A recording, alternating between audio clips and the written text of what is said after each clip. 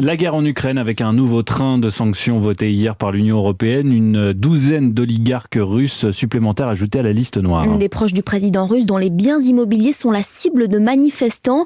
À Biarritz, par exemple, 2 hommes ont reçu un rappel à l'ordre à l'issue d'une garde à vue.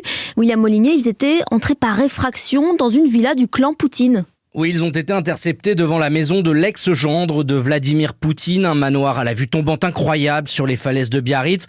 Il s'agit de 2 activistes de la région. L'un est une figure locale des Gilets jaunes, l'autre un dissident russe réfugié en France, Sergueï Saveliev.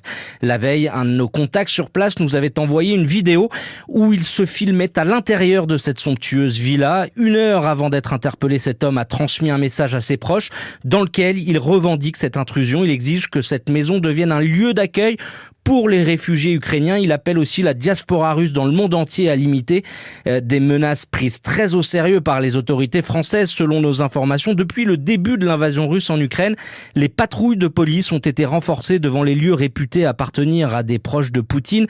Et c'est d'ailleurs assumé. Un haut fonctionnaire de la place Beauvau nous expliquait il y a quelques jours qu'en assurant cette protection, Paris s'attendait à ce que Moscou fasse de même pour les intérêts français en Russie. William Molinier.